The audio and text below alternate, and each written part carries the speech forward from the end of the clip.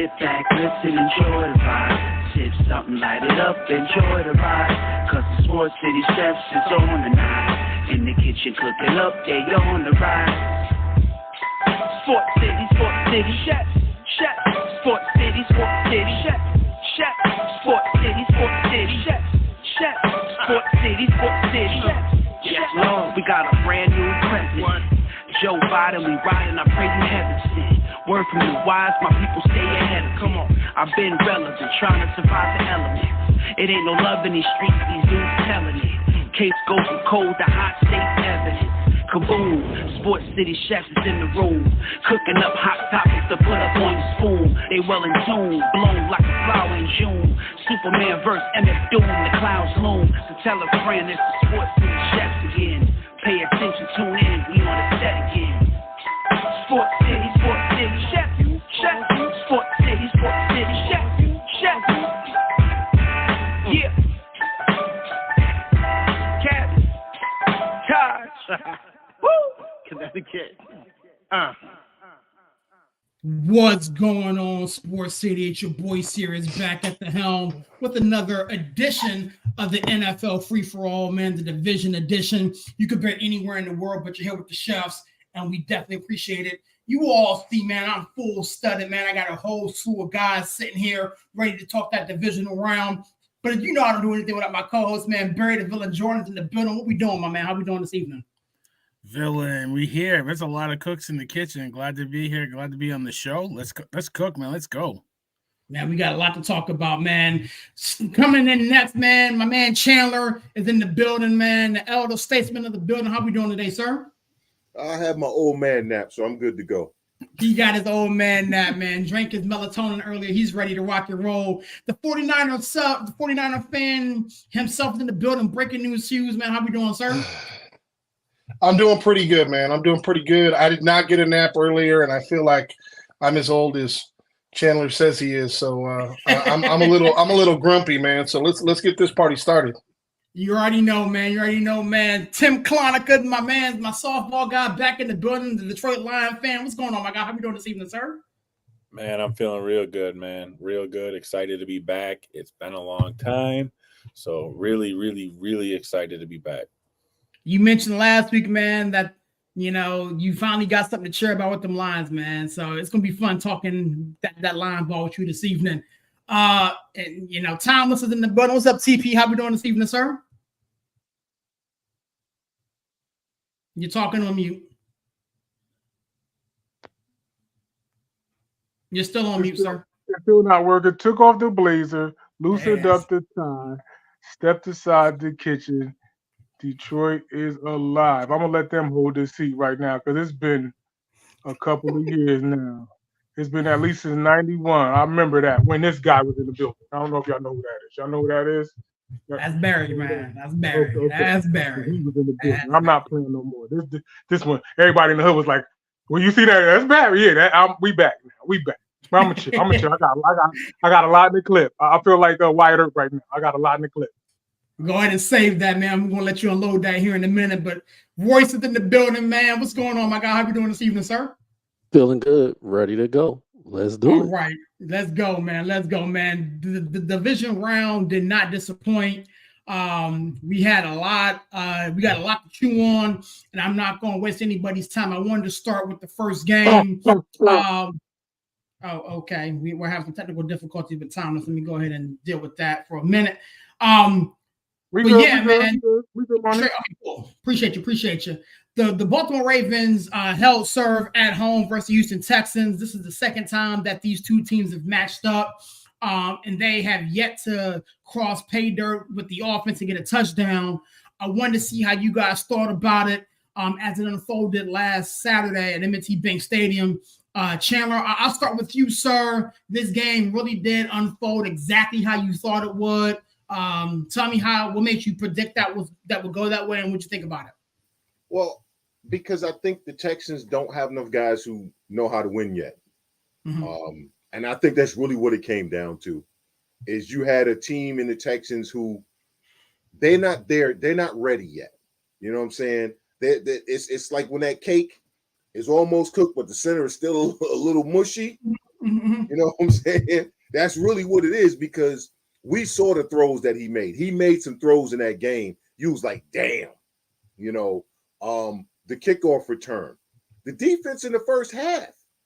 That defense in the first half was playing lights out. Okay. Now, granted, I think that Monken was doing a little too much in the first half where he kept trying to do these 50-yard bombs. You understand what I'm saying? And he kind of played into their hands. But you still want to listen, give credit to where credit is. You know, they was getting to Lamar in that first half. They was holding it down. Second half, the experience of the team, the experience of Lamar, the greatness of Lamar came out.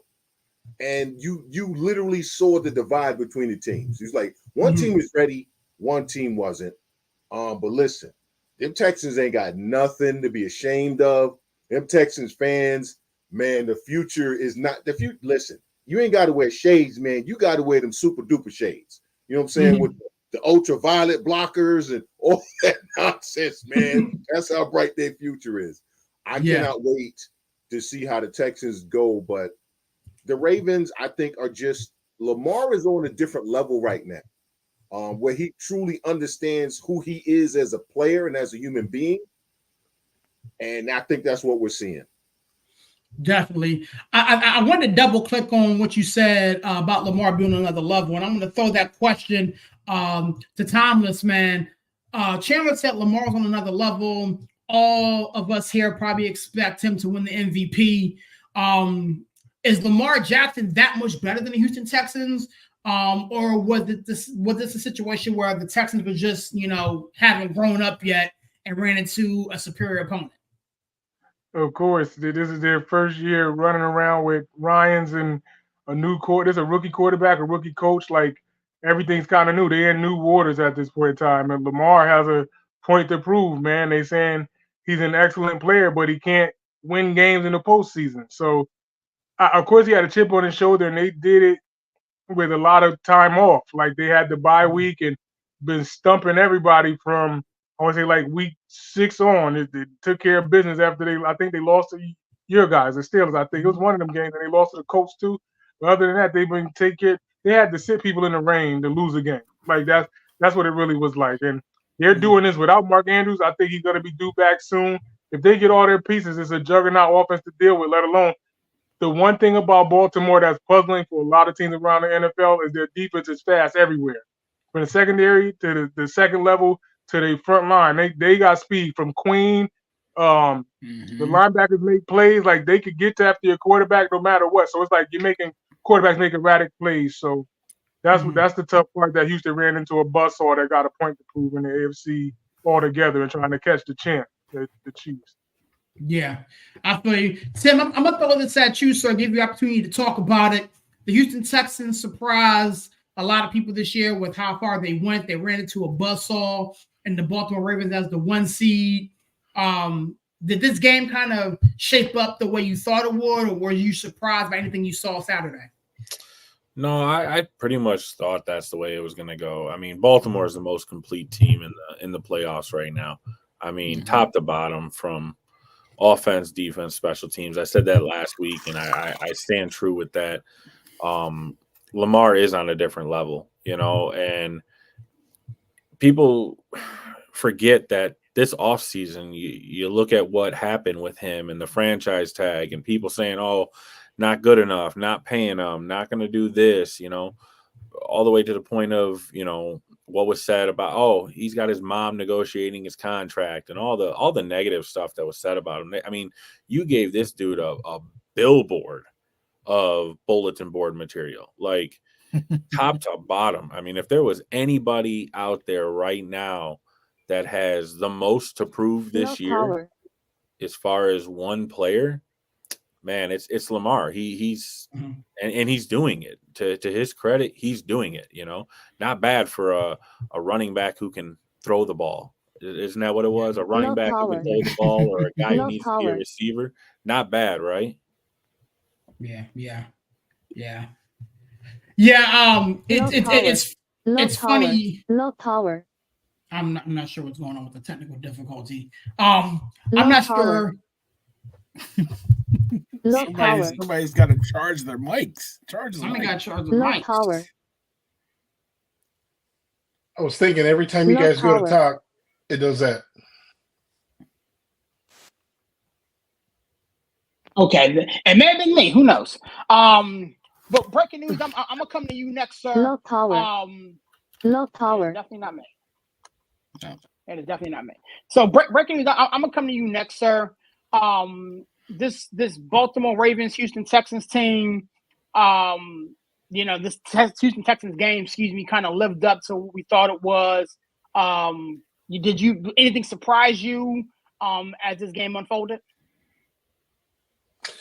No, to be completely honest with you, the game went exactly like I thought it would. And if you remember from last week, I said the one concern that I had was that the Baltimore Ravens really don't have, we'll say, complementary wide receivers. Their leading receiver in the game was Zay Flower, 4 catches for 41 yards, and they scored 31 points. I think what this game illustrates, and I really think sports fans often overlook or they don't realize when they see greatness because they think it comes around all the time. There's about 4 quarterbacks on the planet that when they bring their A-plus game, it doesn't matter. It doesn't matter how well schematically you scheme. It doesn't matter what type of defenders you have. You're not going to win. And that's literally what happened. Wow. Literally in the third quarter, Lamar took over, decided, you know what? I'm going to start running the ball. They think they're going to spy me with one guy. Yeah, big mistake. That didn't work. So he ends up going for 11 for 100 yards and 2 scores, and basically accounts for about 95% of their offense. And, next thing you know, you look up at the score and it's 31-14 or 31-13 or whatever the final was. And we all know it was 10-10 at halftime. I think give the Texans a ton of credit. The one thing I've said about them, and I'll continue to say, Bobby Slowick, the offensive coordinator, D'Amico Ryans, the head coach, like first-time offensive coordinator, first-time head coach, but I never felt like all throughout the year, even towards the end of the year, even into the playoffs, I never felt like they were unprepared. I never felt like this Houston Texans team was like a fish out of water or didn't come into the game mentally and physically prepared for the task at hand. And that's huge. You're taking a team that doesn't have a culture of winning, that doesn't have a culture of pulling out tough games. And, not only were they able to make the playoffs, which nobody thought, but they were actually able to win a playoff game, which is huge for this franchise and huge for their confidence. But I just think ultimately, like I said last week, and I'll say it again this week, the real Superman is Lamar Jackson. When that guy is on his A game, it doesn't matter which one of these teams. It could be the Chiefs. It could be the Lions. It could be the Niners. If he's on his A-plus game and he's hitting throws and running the ball like that, he's unbeatable. Yeah. For me, honestly, this game really did unfold in the manner in which I thought it would. I felt that the Baltimore Ravens were the superior team. I figured they would be able to kind of flex their muscle, so to speak, and overpower the Houston Texans. I also believe that the elements in the weather played a tremendous factor, and how bad, if you will, the Houston Texans looked. It was extremely cold out this way last weekend. Temperatures were in the teens. With the wind chill, doesn't bode well for a team from Houston, Texas, coming out this way to play a ball game. I felt as though CJ Stroud did the best that he could. They kept showing pictures of his mom in the stands, praying and doing her thing. And it made my heart feel good. That mom would travel all that way and support her son. Sit in the elements and not in the skybox and everything. But ultimately, at the end of the day, and I felt as though Baltimore sleptwalked through the first half, kind of played with their food a little bit. And then they was like, all right, second half, let me go ahead and flex real quick and, get this one out of reach. And that's exactly what they did. Villain, I don't think I came to you with this one yet. I wanted to give you an opportunity to talk about it before we go to the second game on Saturday evening. Yeah, I can completely agree with the panel. I'll echo what Chandler said. The future in Houston's bright. We've said it before. Like last year around this time, we were destroying the Texans organization for how bad it was, how much of a joke it was. To go from that to high, I didn't think they had a snowball's chance in hell of hiring DeMarco Ryans.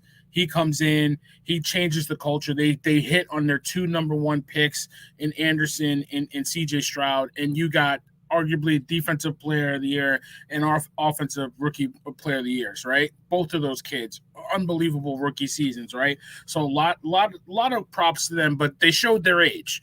They had 17 penalties, I think it was. Yeah. They really showed their youth. And not that the lights were too big, but they were just a young team, and you could see the poise of the Baltimore Ravens. And I agree with you, Sirius. I don't think it was more or less playing with their food more than it was. They basically had 2 weeks off. Like they didn't play against your Steelers, and then they had the bye week. So they hadn't played.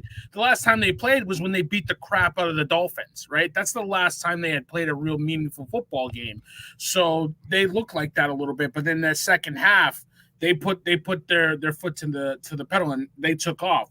Because you look at that first half, even though Baltimore kind of outplayed the Texans a little bit, that punt return made it a tie ball game, and they had the ball back, right, in the second half. So it could have got out of hand really quickly, but Baltimore stepped up. That, like TP said, that defense is fast. They get after you. They blitz. When you can get pressure and then allow corners to really get in your face on the outside, like Nico Collins had nowhere. He couldn't get in his routes. They couldn't get in secondary routes. They couldn't do double moves. They couldn't do anything. The secondary for the Ravens was unbelievable. So it was a really, out of all the games, I think it was the most dominant performance out of the whole weekend. It was only a half of football where they really dominated, but that just showed how close the other games were as well. So the Ravens are moving on, and I like what I saw. I feel you. Royce, I wanted to give you an opportunity to talk about the Baltimore Ravens-Houston Texans game. I'm not sure if you caught any of it, but the Baltimore Ravens kind of flexed their muscles and kind of took care of business against an opponent that they was definitely superior than. How'd you feel about it?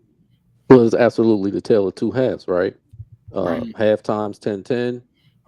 I mentioned in the preview week that a team that made a play in special teams might give themselves a chance. The more inferior team, the more inexperienced team, that happened to be the Texans. They got the big play from Sims. It's 10-10. Quarterback offense hadn't put a touchdown on the board. They had to do that through special teams. Unfortunately for the Texans, that was the only 7 points they got all game long. And that, to me, was the difference. Truly, whatever it was Lamar Jackson said to his teammates, they heard the word, they came out, they executed. It was smash mouth football from there. All we saw was Ravens the rest of the second half. The Texans weren't there after halftime. So the better team did win. The team that was really ready to punch their ticket and keep advancing, again, got the victory and established themselves as a definite true contender for a Super Bowl victory this season. Yeah. The Baltimore Ravens look like they are not to be played with, which poses a very interesting matchup versus the Kansas City Chiefs. We'll talk about that either tonight or on a later show. But I wanted to pivot and talk about the other game that took place on Saturday night. Jordan Love and the Green Bay Packers went over to California and battled with the 49ers. And for me, I know Brian's going to talk about this at length. For me, it was interesting to watch how this game unfolded. It really was. The 49ers looked like they were stuck in quicksand. They looked like they couldn't get off blocks. Aaron Jones was running all over the place. They were still scheming receivers open. And honestly, for a good portion of that ball game, the Packers were winning. I mean, they had me convinced that they were going to go in there and pull off an upset until I remember the history. It doesn't matter who it is. The Green Bay Packers tend to always falter late versus a 49ers team. But if you're a Green Bay Packers fan, you should not be walking on with your head down, if you will. They came to play, and I want to kind of hear what Breaking News had to say about his ball club as they, I want to say, escaped, but they found a way to win. Talk to me, Breaking News. Listen, I have an obligation to be honest before anything else. We're all fans here, but everything you just said is absolutely true. We all have eyes. We all saw what happened. The 49ers got caught sleepwalking. The same thing that happened with the Ravens in the first half happened with the Niners, just against, let's be honest, probably a better team. The Niners hadn't played meaningful ball in 3 weeks. They didn't look prepared. I'm just going to call it what it is. They did not look prepared, and they were in a dogfight, come the third quarter. That was the first time all year long that I've seen the Niners get very conservative. If you guys go back and you remember at the end of the first half, there was about 2 minutes to go and the Niners were driving. They got very, very conservative, basically playing somewhat keep away, but basically relegating and settling for 3 points. And that's kind of, it's kind of what I would call like what bad teams do. Bad teams try to conserve a lead. Good teams try to win the game. And the Niners, it felt like we're playing for a field goal. And as you guys know, the field goal got blocked. And they went into halftime not up what they hoped to be, and they were in a dogfight. From a 49er fan's perspective, I think this was a really good thing. I think it was a good thing in the sense that we never know on the outside, but to the viewing audience, to me, it looked like they kind of thought, we're the 1 seed and we're anointed and that we should just kind of show up and win. And the Packers didn't have that same script, and they had to fight hard in the third and fourth quarter in order to kind of claw their way back into that game. Now, there was plenty of things to be excited about for that game because the first half obviously was not very good. But, as my man Chandler mentioned last week, you get the Niners in a hole. If they're down going into the fourth quarter, they're 0-30. Well, now they're 1-30 because they proved with Brock Purdy they can come back. They proved Brock Purdy another W in the playoffs. When it mattered, when he needed it, he was 6 of 7, and the only pass he didn't complete on the last drive literally hit right off George Kittle's hands on second down. So from that perspective, the Niners did what they needed to do, and the defense did step up when they needed to. But I don't think there's anyone here, including myself, that wouldn't say, if they show up with that type of performance against the Lions, they're going to lose by double digit, and they know that. I don't have to tell you guys. You guys can go listen to national media. You can go and listen to what they're saying in press conferences. Even the players at practice, they know that they have to play a lot better football. But like you said, Jordan Love has totally impressed me. He really has. The way Matt LaFleur calls games totally impresses me. And I can't remember who the commentator was, but I got to tell you, you know what? It did bring a thought to my mind. The last 2 years, when Matt LaFleur had Aaron Rodgers, that offense did not look like it looks now. And we've heard how often Aaron Rodgers checks and audibles. I'm wondering if Aaron Rodgers was hamstringing Matt LaFleur's offense. Yep. Because the offense that we saw this year didn't look like the same offense that we saw the last 2 years. The running game looks good. The passing game looks good. And, I am so happy for Green Bay Packers, so happy for Jordan Love. But I do want to just real quickly say one thing, just food for thought. And this is something that kind of irks me. So go and look at how many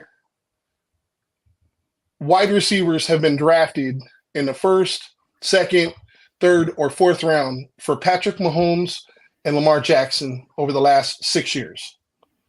Now, Let's say in the last 3 years, excuse me. Let's say the last 3 years, because I think that's how long 3 or 4 years that Jordan Love's been there. Now look at how many have been drafted by the Green Bay Packers. The Packers get it. They realize it. You've got Dobbs. You've got Wicks. You've got Musgrave. You've got Watson. They have literally drafted and developed and have guys' talent around this guy, where these other teams just completely rely only on their star quarterbacks to do everything. And it's like at some point you have to realize it doesn't matter how talented you are. At some point you have to draft these other pieces that are needed. But listen, hell of a game. The Packers were the better team. Make no mistake about it. The Niners were just the better team when it counted in the fourth quarter. Right. Yo, I'm gonna throw this to Chandler really quickly. But I like what you said. You got to surround your quarterback with the pieces and the talent to help him. The Baltimore Ravens did address that this past draft, picking up Zay Flowers. But Chandler, you actually picked the Packers to win this ball game, and your reasoning was Kyle Shanahan. Did this game kind of unfold the way you thought? And were you like myself that thought that the Green Bay Packers might pull off the upset, or did it kind of turn when the Carlson guy missed the kick and you kind of saw the writing on the wall? When he missed that field goal, I knew the Packers weren't going to win. Yeah. I wanted to, because we were in the text chat, and I wanted to text it, but I'm like, I didn't want to say it. I knew they were going to lose that game. Knew they were going to lose the game when he missed that kick. Because up until that point, if he makes that kick, they go to overtime, and I think the Packers win that game. Mm-hmm. I really do. I think they go to overtime, and I think the Packers win. And for me, it speaks to why I don't trust Kyle Shanahan. That game shouldn't have been close. It shouldn't have been. But Debo went out, and the offense looked awful. They looked lost. Went out of the game. The offense looked awful. Yeah. You can't lose one guy and your offense go to crap. I'm sorry. Not if you're supposed to be some offensive wunderkind, as everybody keeps telling me Kyle Shanahan is. It shouldn't happen, but it does. So, yeah, now somebody could have won some money if they had listened to taking the Packers plus the points, but I'm not going to get into that right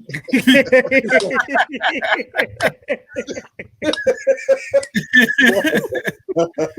But I honestly, that was a great game in the sense of we watched a young up-and-coming team, and we watched a team that should have won the game show some mettle and show some spine, and pull it out in the end like they should have.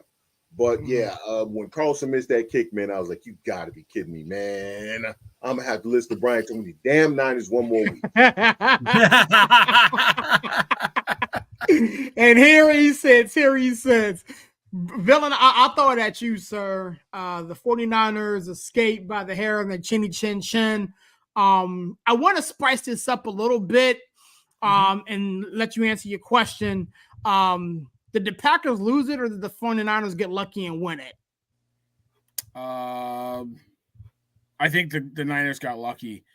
The Packers outplayed them for 55 minutes. I mean, that's what happened. Like, Chandler and Breaking News are right. I mean, the Packers, outside of one throw by Jordan Love, which was a cardinal sin, throw it across your body into the middle of the field, they should have won this football game. And I saw a guy that everybody wants to anoint as the next Tom Brady or better than Joe Montana play tight. He played tight. He was underthrowing guys, throwing it in the dirt. Just, some of the completions he was making was sailing pretty high. Brock Purdy. So I mean, Brock Purdy, it's kind of the opposite, and Hughes knows this too. Like, usually San Francisco spots him a lead, and he kind of manages the game and gets his stats and gets his numbers. He didn't have a good game, and he had to come in the fourth quarter and make plays. Usually when that happens, he doesn't do it. He did it on the last drive. I got to give him credit, right? Now, it helps when you got McCaffrey to hand the ball off to, and he ran it for the go-ahead touchdown, right? And he almost had 100 yards. I think he had 120 yards from scrimmage, what have you. So that helps, right? But when Debo went out the game, you could see the offense kind of stalled. They couldn't figure it out. And, give LaFleur credit. He schemed a really good game against that defense. That Niner defense is pretty darn good, and he schemed it perfectly. Receiver in motion, short motion, get him in the inside, get to the outside. It was textbook, and they couldn't stop it. They couldn't figure it out. On that defense looks a lot. Chase Young looked. I didn't know he played. Where was he? I didn't see him. But give them credit when they had to make the big play. They did. They got the interception. Go down when he got that interception, running across the field. What are you doing? But I agree with Brian. It's a wake up call. But I tell you this, and I don't want to get ahead of ourselves. If they play a game like this Sunday, they will go home. They cannot play another game like this, and I hope they wake up. Yeah. I definitely agree with what you're saying, man. Like, go down. Like we all. Yeah, the game's over. The game's over. Go down. I'll say this about Jordan Love and then Timeless. I'm gonna throw it at you here in a second. Jordan Love has feasted and gotten away with doing that type of stuff for a while. We look at Josh Allen, we'll talk about him later on, that trust their arms so much and try to fit, passes in the tight windows. But again, the cardinal sin of playing quarterback is you don't go back across the middle of the field late. And he did it there. I'm curious to see what it took place if they would have made it interesting, but Greenlaw being the all-pro that he is, made the play to help his team. Thomas, I'll come to you next, sir. San Francisco escapes against the Green Bay Packers. Tell me how you felt about it, and if you want to go ahead and speak on the other question I posed, if the Packers lost it, or if the 49ers won it. Take it any way you want to go, sir. This is very interesting because now all of the hoopla that we've heard all throughout the season, San Francisco going to the Super Bowl, San Francisco that, we've seen the chink in the armor. And the way Aaron Jones is running the ball up the middle, it's like, oh, they're bleeding. It's like the movie Jaws, like there's blood in the water. So they got to figure that out. Why it burns me that teams go away from the blueprint. Like it works and then they try to do something else. Something that I learned a few years ago from a guy that's here named Chandler Knight. People need to stop trying to be the smartest person in the room because it'll cost you in the long run. And the worst part about it is LaFleur always wanted to be the smartest guy in the room. What does it cost him every year? Right here, he stubbed his toe. Oh, my head. Like he bumped his head or something. They can't always keep blaming this on Aaron Rodgers. They can't always keep blaming this on the defense. They can't blame LaFleur is the leader, and they keep falling short with at least a stout team. The Packers are respected for decades to get it done, and they're falling short with everything. So what's the excuse? And I don't want to put no pressure on Jordan Love because he's young. This is his first real season of starting, and he got him that far. For him to actually have a good game against at least Bosa, because I agree with Barry, there's nothing I could say that Chase Young did this year that impressed me at all. It's like I was mad being a Lion fan saying the Commanders sent him to the 49ers. It's like, send him because he's not doing anything there. It's like, you're stealing money from whatever team you go to. Stealing money. So there's blood in the water. I give San Fran their credit. They held serve at home, but Green Bay definitely could have won that game. That's for sure. And I bet you everybody in the Bay held their breath. I'm sure they did. Big Tim, I throw it at you, sir. The Detroit Lions opponent this week, the San Francisco 49ers, escaped. Got themselves a last-second win. And again, I don't want to keep saying the word escaped because it sounds disrespectful, but I got to call a spade like I see it. And breaking news, Hughes kind of agreed with me. They got away with one and get to host your guys next week. But how'd you feel that game unfolded on Sunday versus the Green Bay Packers? Just what Timeless said, man. Green Bay was having success and then just decided, okay, well, that's too easy. Let's make it harder. Like I hate that. Mm-hmm. Like that drives me nuts. Offenses do that all the time. It's almost like let's let's see what else we can do. Let's try something else stupid, or honestly, that Niners offense is a good offense. Playing keep away wasn't the worst thing. I mean, just run the clock, shorten the game.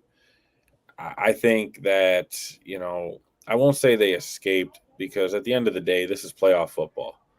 It's all going to get ugly. All the games are going to get ugly. The defense is going to be ugly. Very, very, very, very, very rarely do we see a pretty football game in playoff football. So I won't say they escaped. At the end of the day, I don't think the Packers blew it, because at the end of the day, the Niners had the lead, when Love threw the interception. If anything, Packers had a shot, but I won't say the Niners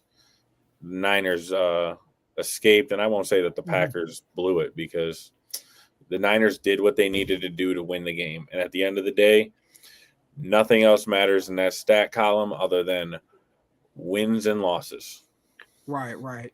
I can respect it. You know what I'm saying? Like, I can respect it. Ultimately the job is to win the ball game. And the 49ers found a way, whether it was pretty or ugly. My dad used to say this as I was playing or coaching. He goes, Aaron, I'd rather you lose win ugly than lose pretty. So Royce, I'll come to you next, sir. The Green Bay Packers and 49ers game unfolded Sunday night. You heard what Tim said, and I kind of respect it. I'm, holding to the fact that the 49ers escaped, but Tim does pose an interesting point. How do you feel? I thought the Packers had the opportunity to win that game. I thought they were in complete control at one point in time. And as the guys kind of already stated, they had the recipe for success. All they had to do was continue to play that style of football. They got away from that. The 49ers, as a veteran team, capitalized. McCaffrey is exactly who we say he is. I mean, he's a special player. He handled his business. He showed up. He did not disappoint. He was the difference, in my opinion, is the catalyst and the reason the 49ers absolutely prevailed in this game. I thought the Packers had the opportunity to move the ball down the field and not only put themselves in field goal position, but actually score a touchdown and leave San Francisco, with their jaws dropped to the floor. But, experience is a big difference. It really matters. And Jordan Love's inexperience in the NFL with playoff games, even though I'm sure he's been coached well throughout his career up to this point, he knows better. We're not going to act like you don't know to not make that pass at this point of his career, even though it's a young NFL career. But he did it anyway. And in basketball, we call that hero ball. Yes, sir. He attempted to make a hero ball play, and it never works out, which is unfortunate. Nonetheless, we were thoroughly entertained. We got a great game. The Packers have a very nice team moving forward. I think they're going to be really hard to beat in some seasons to come. And when it comes to the 49ers, look, I'm not up on the history of Shanahan and so forth and so on, but one thing about that McCaffrey, man, he just, every time I see him, he reminds me of a very, very special legend running that ball, and John Riggins. I can't not look at him and think Riggins with speed. He just makes plays. I mean, that's who I think about, man. And so that makes them a real contender. Those Riggins-led teams were definite contenders. So that's what I kind of got out this game. Congrats to the 49ers. I think everybody in the kitchen is excited about this matchup coming up this weekend. It's going to be a good one, and I need to, get on, the calendar and see when we can talk about this championship week. But before we press on, we got two other games to break down. But before we go, let's pay some bills. Shout out to PHI Apparel for sponsoring today's show and the rest of the shows here on Sports City Chefs, the network. This portion of our program is brought to you by PHI Apparel Company.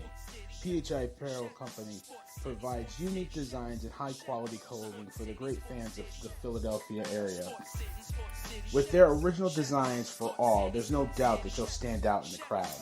Act now and listeners can use the promo code CHEFS for 15% off any apparel when you shop online at phiapparel.co. That's phiapparel.co. Remember to use the promo code CHEFS for 15% off. Act now while supplies last. Shout out to PHI Apparel for sponsoring this show and the rest of the shows here on Sports City Chefs, the network. Check out the wonderful deals on phiapparel.co. And again, use the promo code CHEFS to receive 15% off your purchase. Excuse me. We're going to transition now and talk about the game that took place on Sunday. Now, before we even get started, we got 2 Lions fans here in the building. I'm gonna need y'all to keep your answers brief. I don't want anybody trying to sneak and preach. But I want you to talk your stuff, man, because the Lions did their thing. And I'm gonna start with Big Tim, man. The Lions won an impressive ball game against the Tampa Bay Buccaneers on Sunday. I don't even know where to begin with that, man. You're one of the biggest Lion fans I know, man. Talk to me, man. How you feel? Well, I still don't believe it. I woke up Monday morning, had to roll over, check my phone. I'm like, no, that really did happen. Okay.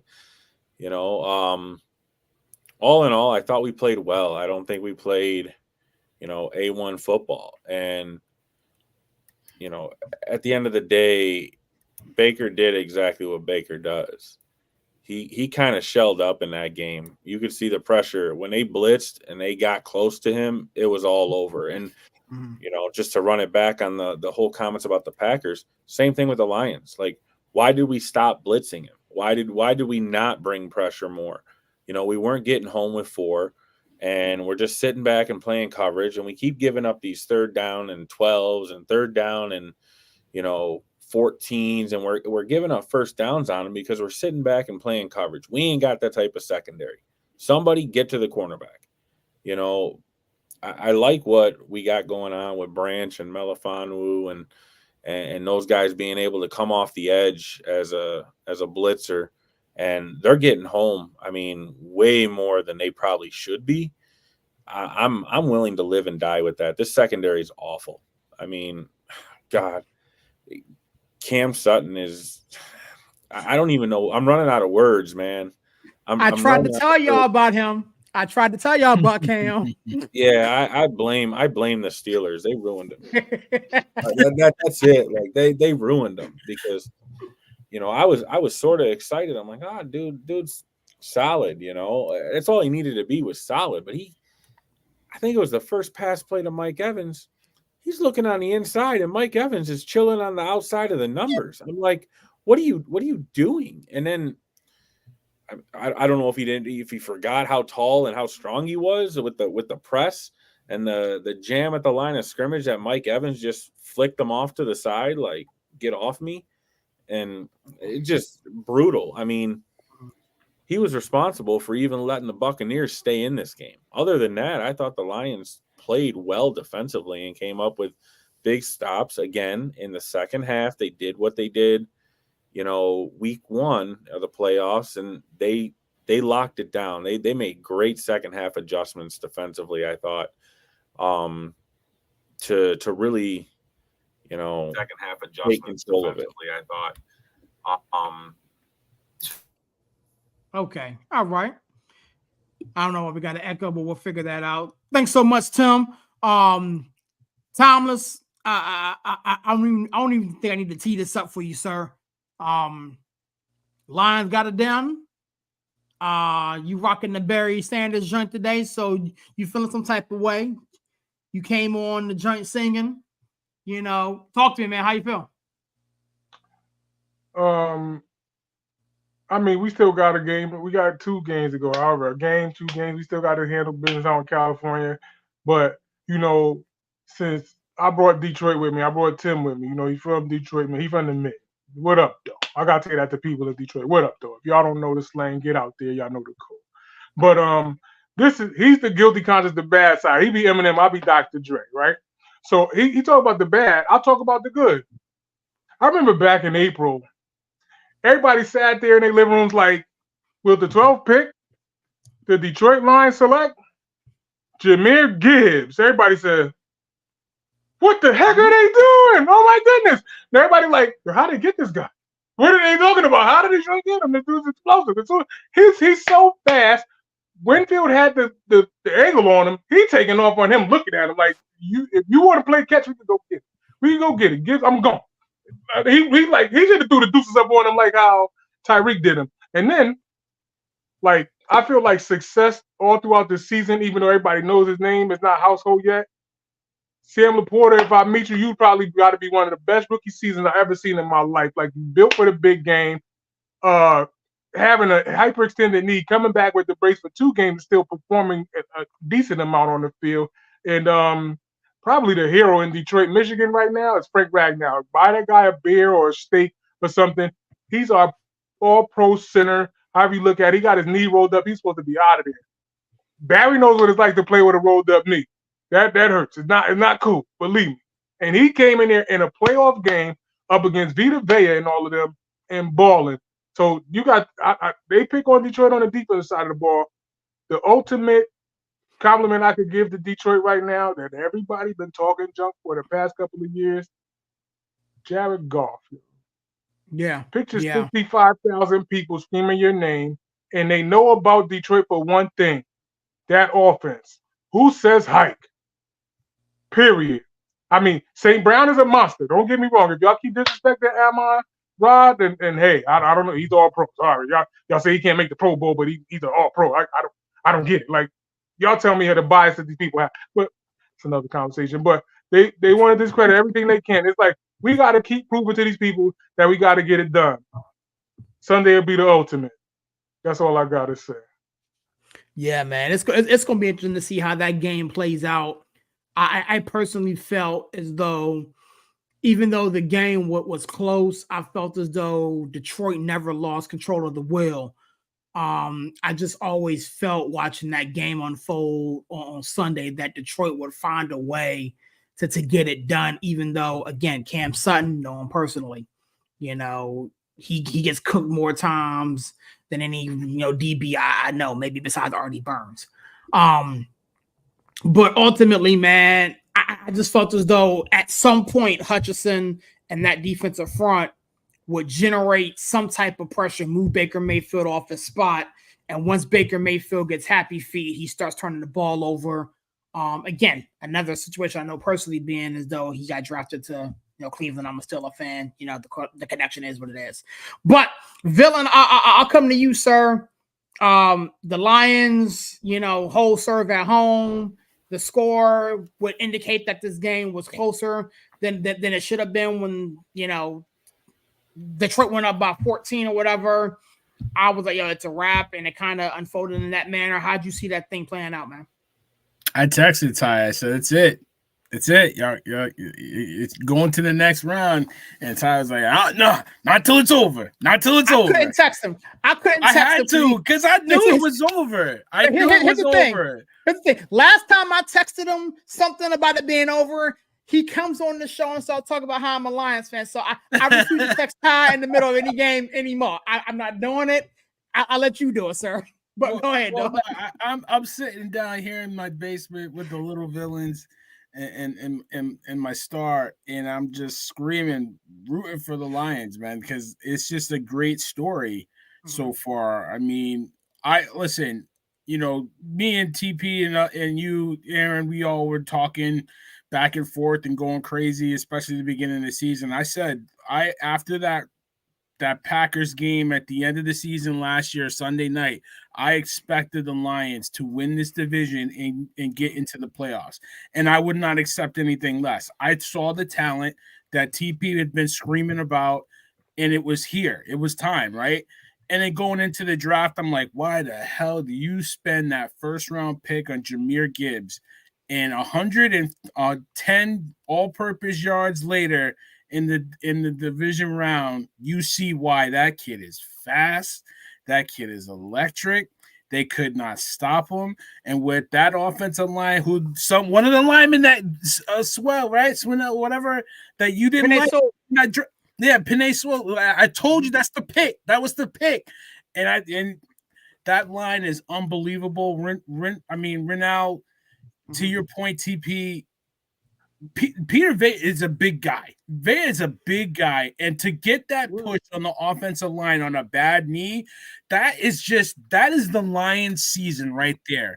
Like, just the will to win that game and to make that play. That's the season right there in a microcosm, if you could think about it. So I was happy for him. Jared Goff, like I said last week, a guy that the Rams use as a scapegoat to really say the reason we didn't beat the Patriots in the Super Bowl, he was a throw-in in a trade to get rid of Matt Ryan, because it was like we'll take that salary off your books, we'll keep it for a year or two, but we're gonna draft you got your future quarterback. In my opinion, that's your guy right there. There's no question about it. And you could say the Rams won that trade, but right now the Lions are looking pretty sweet in that trade because you got picks out of it and you got a quarterback you can believe in. So it's just great. Going into the game, Baker got hot, and when he gets hot, it gets scary. But to the guy's point, it's that one throw, right? One throw where he gets a little too cute, like he gets too close to the sun, and that's what happened. And it was a heck of an interception to steal the game. So listen, the Lions played pretty well on defense. They were able to get pressure. Aiden Hutchinson, I think you saw the Buccaneers move the ball down the field, but they kind of missed some opportunities, settle for field goals early. Like I said, you settle for field goals, it's going to hurt you. And then the big play by Hutchinson to get that sack to push him out of field goal range, I think in the second quarter, that was a big play. So that was points they left on the board. And once that kind of happened, the Lions really kind of took control of the game and snatched it away from the Bucs. So it was a good win, and it's on to the next one for the Lions, man. It was a good game. It's going to be interesting to see how this thing plans out, man. Like, again, I agree with what you said, man. Thomas, again, spot on, Tim, spot on. Breaking news, man. Talk to me, dog. The Detroit Lions held serve at home, got a much-needed victory versus the Tampa Bay Buccaneers. I don't think anybody sitting here last week thought that the Buccaneers had a shot at winning this thing. But, tell me how you felt about it as you watched it unfold, as you caught your breath, after watching your game the night before. Well, I said on here, and I think you were the only other person that said it, that I hope the Lions win because I wanted the Niners to play the Lions this week. And so me and Ty, we get what we wanted from the beginning of the season. But I told you that the one thing that I was concerned about for the Lions is their inability to slow down the passing attack. Listen, they've played 2 playoff games. Both of them were home games, and they let up over 700 yards of passing offense. Like, that's a lot of yards, man. And I understand that their offense is good. Just like Ty knows, right after the draft, I was one of the first people to tell him that Jamar Gibbs was a good pick, that was going to transcend and change this offense. Because, as you guys know, I spent quite a bit of time scouting the upcoming draft, the upcoming draft class and seeing these guys when they come into the league. But, I mean, the Lions have done a fantastic job of drafting and developing talent. I don't know if it's a schematical thing.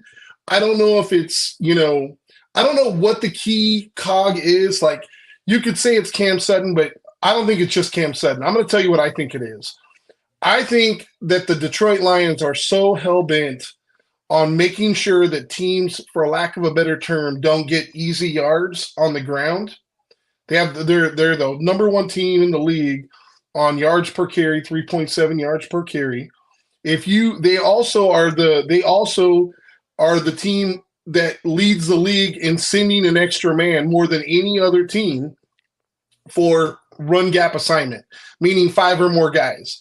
And I think they're doing that because schematically, I think what Lewis is trying to do is prevent teams from getting into third and let's just say 4 or less. But what it does is it creates havoc and it creates issues on the back end. So, obviously right now they're continuing to have success. You know what? I think, as Tim alluded to, and I'm going to, echo his sentiments, in the playoffs, it's damn hard to win in the playoffs. And it's even harder to win 2 games in the playoffs, even if they are home games, especially when they're 1-score games. They beat the Rams by 1 score. The Rams had a chance to win that game late. The Bucks, they beat them by 1 score. And the Bucks had a lot of opportunities late in that game, as I'm sure you guys know, that could have easily tied that game up. So what I would like to see for Detroit, not this week, but we'll just say next year, is they need to correct that defense. Whether it's schematically, whether it's cornerbacks, because I think they have the personnel to do it.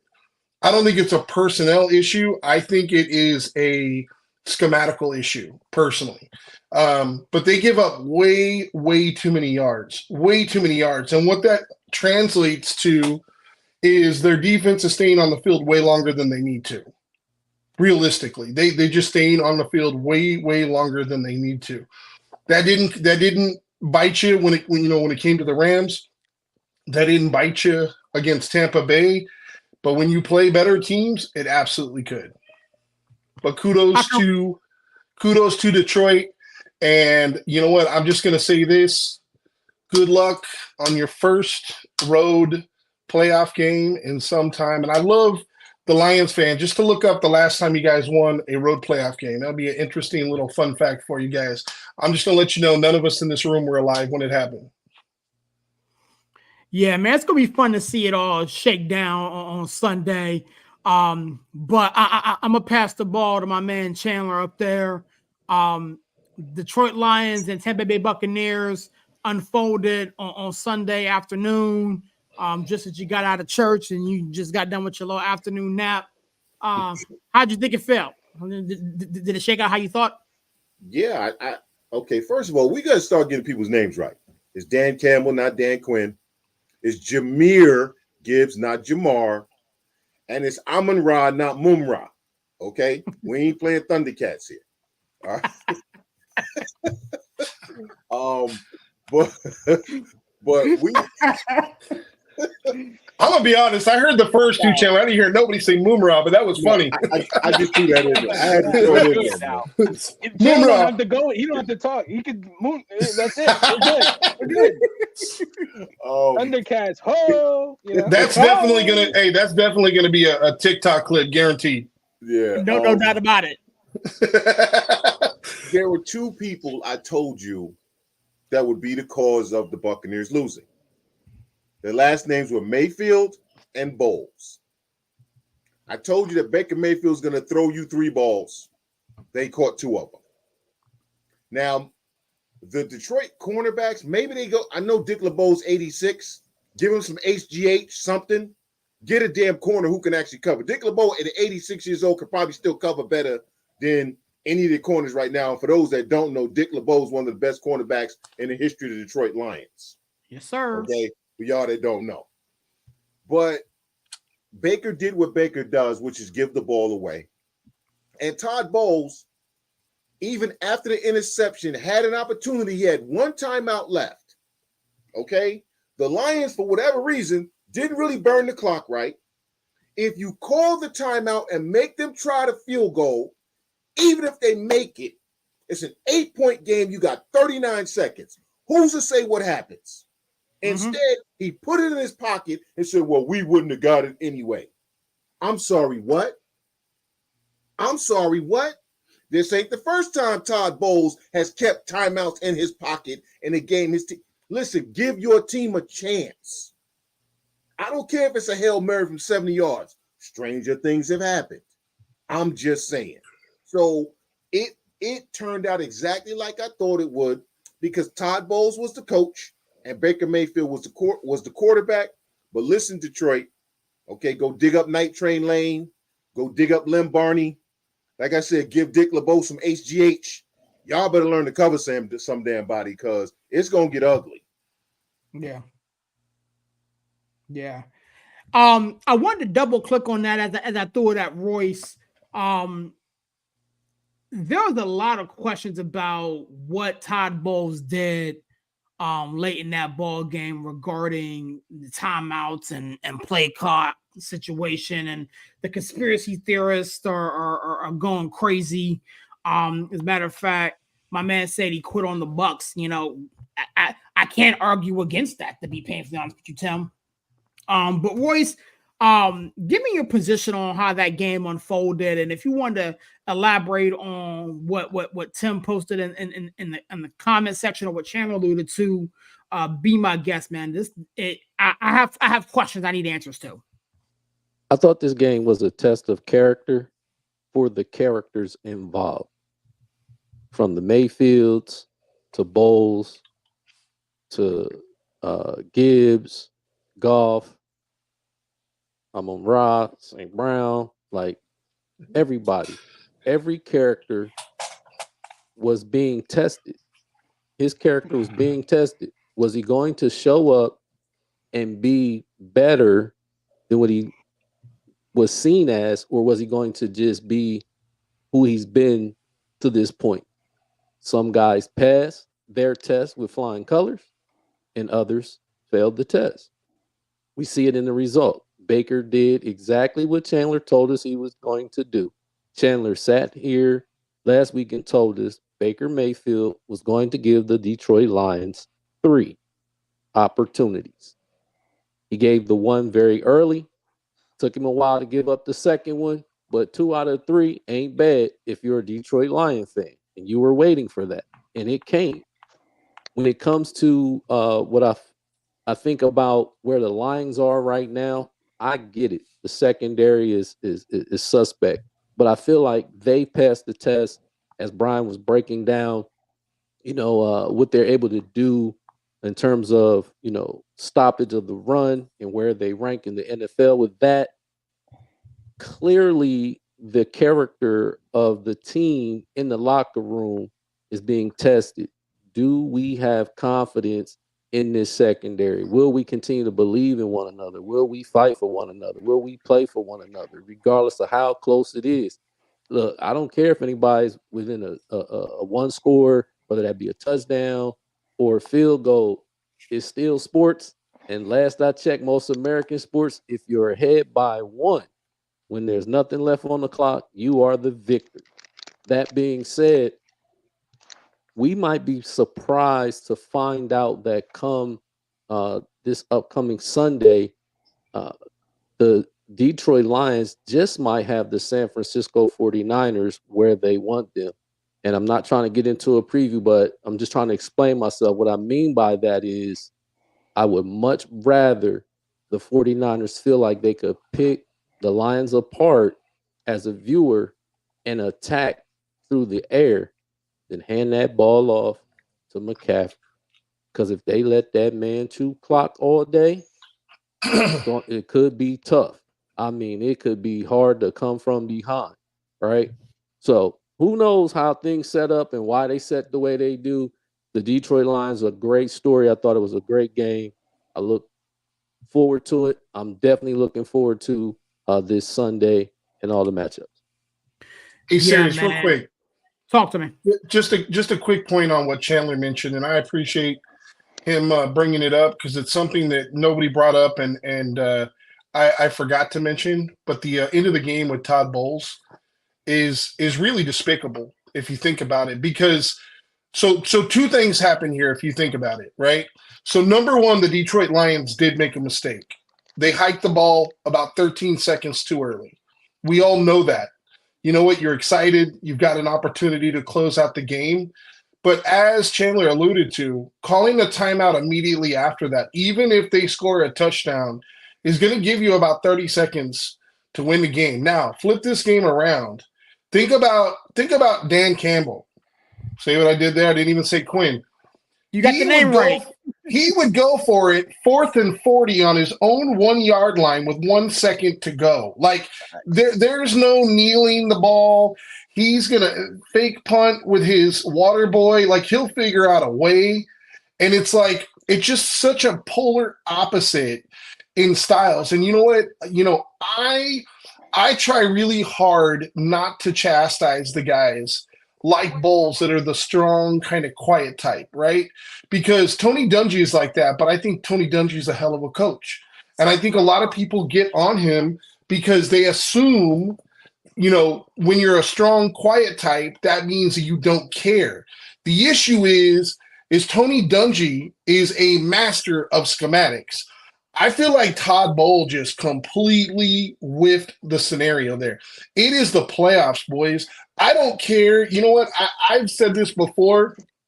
I don't agree with the Mark Chimera comments about, hitting people late. I'm sure you guys heard those comments, hitting people late, and it's okay to get a flag and hit people late. Like, I don't condone cheating, but I think what he's trying to get across and what needs to be brought up here is this is playoff friggin' football, man. You know what? If the Detroit Lions are trying to kneel this game out, you know what? You bunch up in the A gap and you try to knock that sin over. Create a fumble. Like, do something. Don't start shaking hands with 35 seconds to go. Like, there is a real problem in the culture of the game when 40 seconds to go in a one-score game and the guys are like, high-fiving and, hey, let me get your jersey and this and that. Like, nah, you know what? They should be treating every game like you just said something about my mama. You know what I mean? Like, it's become way too corporate for some of these NFL franchises. And to me, that is the biggest indicator that the coach and the players, there's a disconnect, because what the coach is hoping to get and what the players are doing, the players are a direct reflection of the coach. If the coach don't care, the players are not going to care. And there's no better example of that, boys, than the Raiders. You know what? McDaniels is there. Nobody wants to play. Nobody wants to win. Nobody wants to do anything. Pierce comes in. All of a sudden, everybody's trying. Everybody's playing hard. Everybody wants to win. And I hate to say it, but Bowles is the problem here. And Chandler, you hit the nail on the head, my friend. As much as we battle back and forth head to head, that is really the story of this game. Listen, Baker Mayfield may have cost them the game with the turnovers, but it is really despicable with 30 seconds left to go in a divisional game that you would not – I don't care if there was 1 second left to go and Ty's trying to nail it. I'm trying to put my helmet in his kneecap. You know what? I'm trying to make him fumble the ball. Like, it is what it is, man. Like, this is playoff football. Like, you guys need to start acting like it. And you know what? The Bucs are high-fiving and saying hi to people with 30 seconds to go. It was disgraceful to me. And yeah, I agree. Either you're unprepared or you're stupid. Like, Bowles is a good guy. He's a nice guy. But your job as a head coach is to give your team a chance to win. And you didn't do that. Like, there's no excuse for that. Like, Chandler knows better than that. Listen, Woody Hayes went for 2 when they were up 50-14 against Michigan years ago. And what did he say? Because they wouldn't let me go for 3. Okay? Yeah. That's the mentality you should have had. And at least at all costs, get all the points you can to give your team a chance to win. And you didn't do that. You failed the assignment. So this is the guy that won 10 games for the Jets and didn't make the playoffs. And then, pooped the bed 2 years later and was out of a job. And he's a nice guy, but you're right. You're right, Chandler. You're right, Brian. It's on him. Like, the Lions beat you up, and you had a chance to keep this game going, and you quit. You gave up. I'm hearing a lot of people. I'm hearing a lot of people talk about this one timeout. When they got the pick, it was one timeout. And as soon as they knew that they didn't call the timeout, and the Lions looked at it like he's not doing it. I get it. I understand. But even if he did call that timeout, the way that offense was moving, or if Baker gets the ball back, I don't believe Baker's going to do it in 30 seconds. It doesn't matter if you don't think he would do it. The point is, he's got 30 seconds. That's your job. That's your job. Hold on, real quick. Last year in the playoffs, in the playoffs last year, 13 seconds. What did Mahomes do versus the Bills? 13 seconds. Is anybody on Tampa Bay? Tyreek is another speed dimension. And we know that Detroit's got a problem covering. They didn't give up. Okay. So wait. It was third down. It was third down. He called the time. Wait, no, second going in the third. He called the timeout. How much time is on the clock right here? If he would have called the timeout right after you guys snapped it quick, they would have had about it was roughly going to be about 31 seconds. 31 They would've seconds. gotten- This is 31 third down. This is seconds, third down, down right? 8, and a field third goal down. opportunity. And let's face it, Lions are on their third kicker this year. So, not saying he makes that.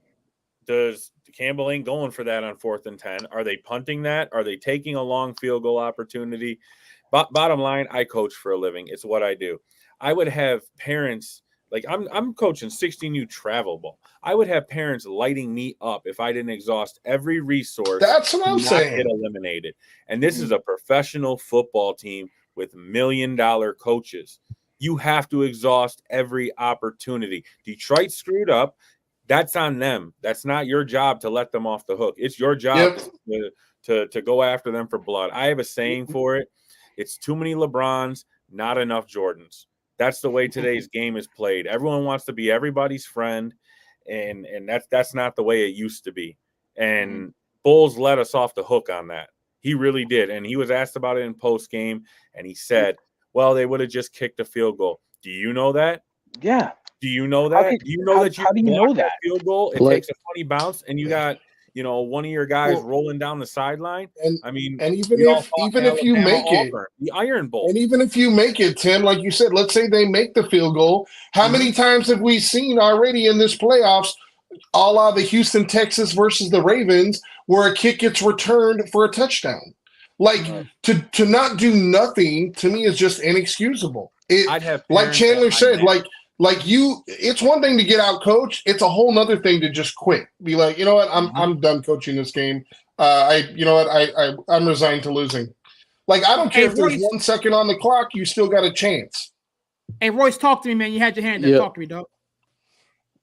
It's a thing, man. I would say all the time in my travels as coach, life is a sport. Play to win. And somebody would say to me every now and then, I catch somebody who doesn't really get it. And they'd be like, well, why do you think we're playing? Like, we're always playing to win. Like, no, you're not. Like, people don't always play to win. And this is what we are discussing. You're talking about what it actually looks like when somebody does not play to win.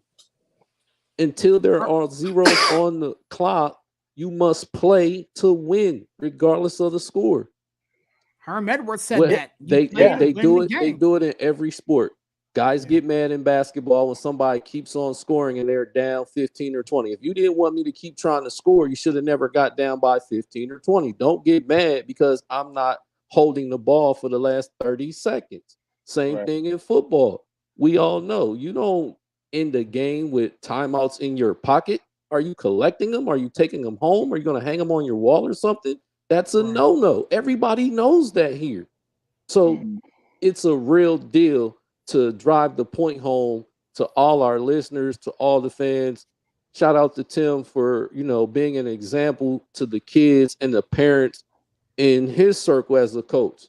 We will play to win, period. We're going to try and find a way because that's what life is about. You have to make adjustments. And you have to figure out how to make adjustment. If the time runs out on you, if the clock expires and you can't get it done, then we get it.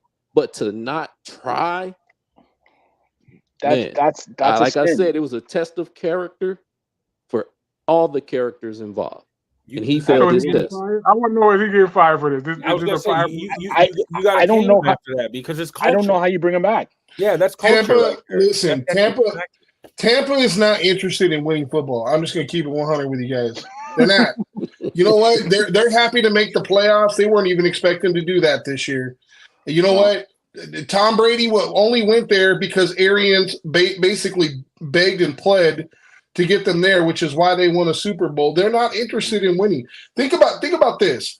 Look over the course of the last 4 or 5 years, how many free agents they've allowed leave their team and go sign elsewhere. Like, I'm sorry, they're just not interested. I mean, the proof is in the pudding. I tell people this all the time, and I'm a firm believer in this.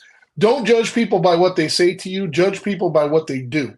And if you judge them by what they do, they're speaking a whole lot louder than their words. Absolutely. Yeah. And I'll just say 2 things, and I'll let it rest for you guys. Like, you look at the Miracle in the Meadowlands, right?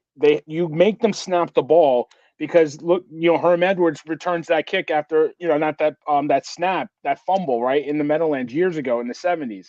That's why you make them snap the ball. At least make them snap the ball. That's your job, right? And let's think about it. If this was McCarthy did that for the Cowboys, we're killing him. We're saying he's fired. It's a fireable offense. So TP, to your question, that's a fireable offense. Now, is Arians going to do it? No, because he handpicked him. He handpicked him as his successor when he retired. So he's not going to get rid of Bowles. But that's a fireable offense. Anywhere else, you're gone. You know what I mean? It's crazy to me. It's absolutely crazy. But it's a difference in culture, right? Because look at the Lions.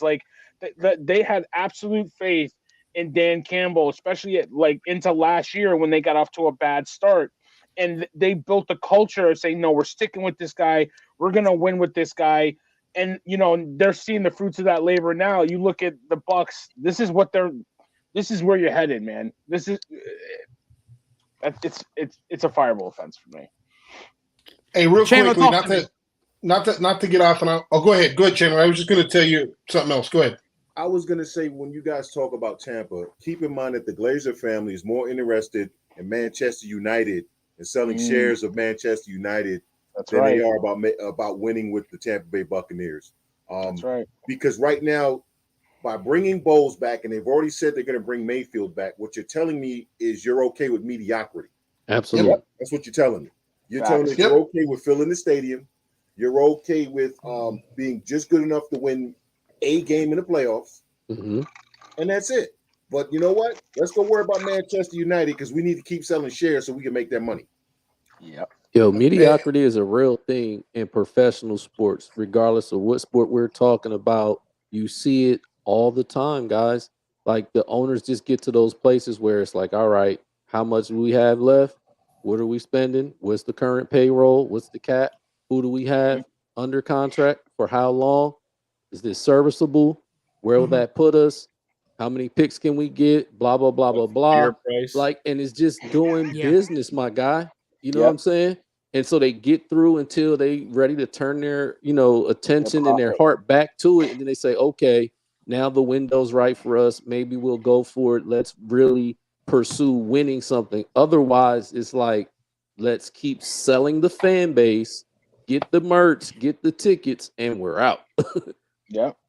How can Jerry Jones, to go off topic, at 81 years old, saying his time is ticking, he doesn't know how much longer but then you turn around and you bring this coach back for another year, accept that mediocrity, but then don't give him a contract extension or anything like that. It's because why? Because there's the most valuable franchise in sports, or one of the most valuable. I think Manchester United, Channel Ray, is probably the most valuable in the world. But Dallas is top three.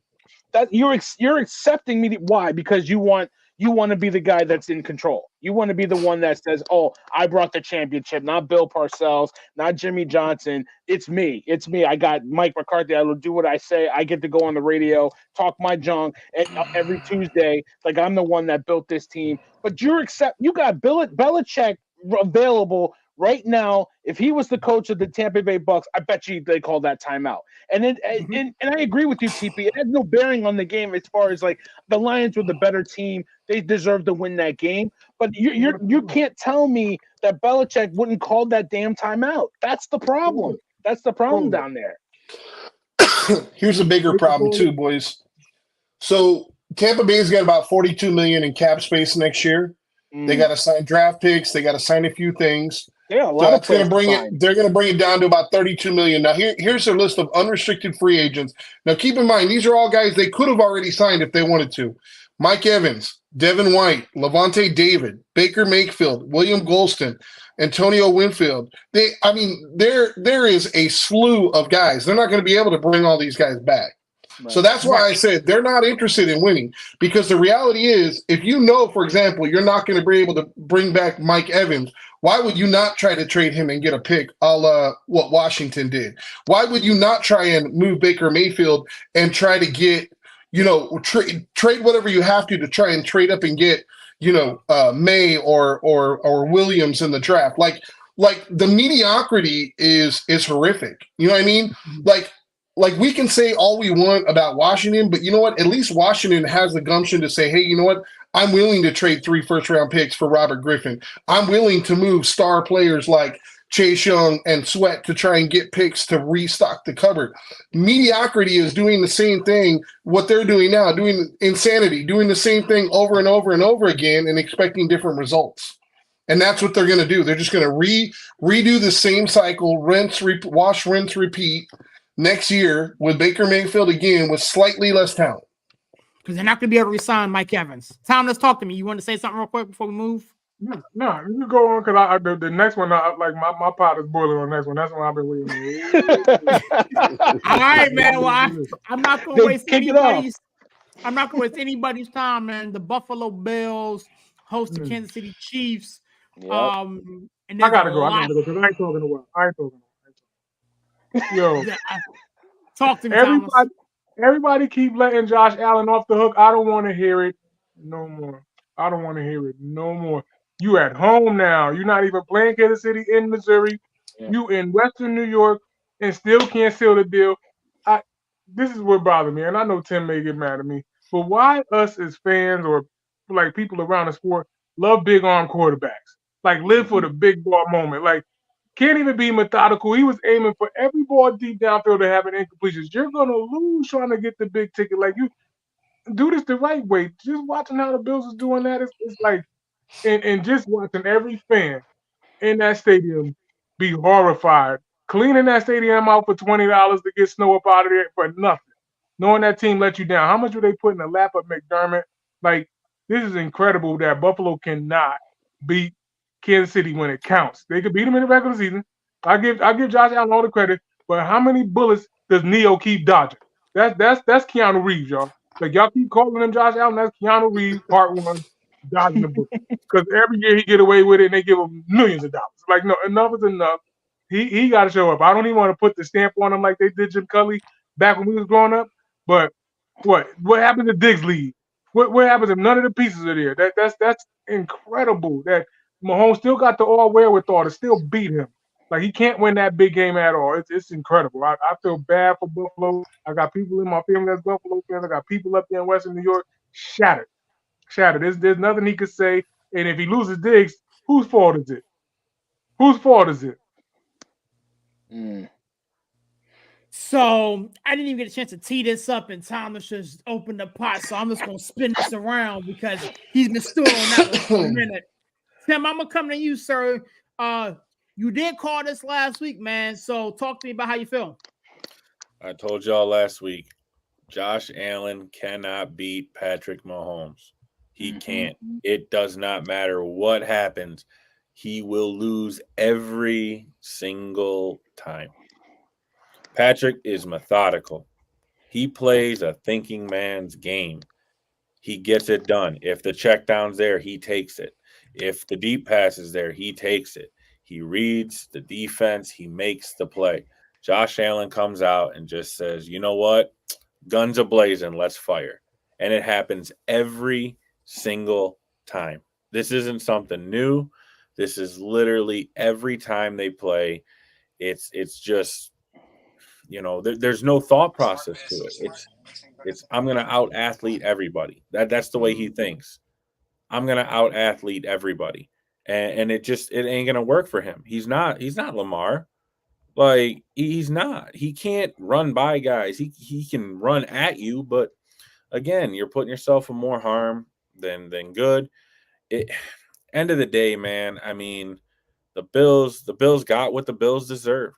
That's it. They did not come to play, and they just, I mean, they didn't cover well neither. I mean, Kelsey was rolling wide open on a wide open. I mean, that was insane. Like, they have one guy to cover, and you failed to cover him.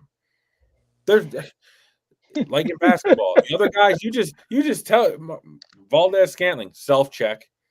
Like, how are you not covering Travis motherfucking Kelsey, the one guy on the field that can hurt you, and you just blow it? Like, and it wasn't even scheme related. It was I'm just going to run straight to the end zone, and nobody went with me. Like, even Taylor was impressed. Yeah. Hearts and everything. Oh, man. Yeah. Honestly, for me, gentlemen, I'll keep this short and sweet. I saw this coming.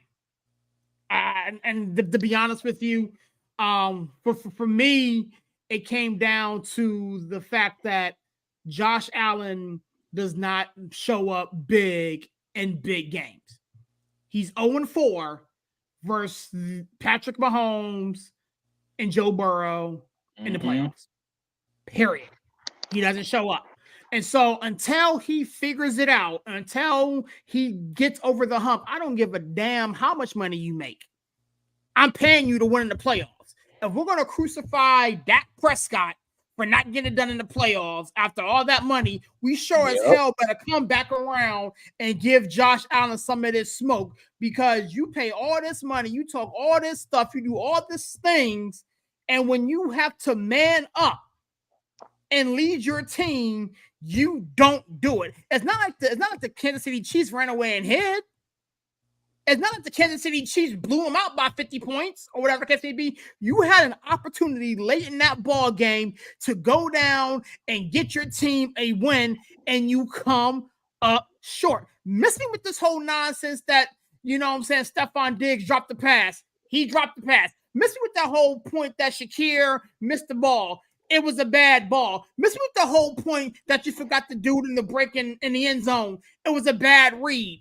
At the end of the day, the great quarterbacks of this game find a way to get it done when it matters the most. All year, like Brock Purdy. Don't do that.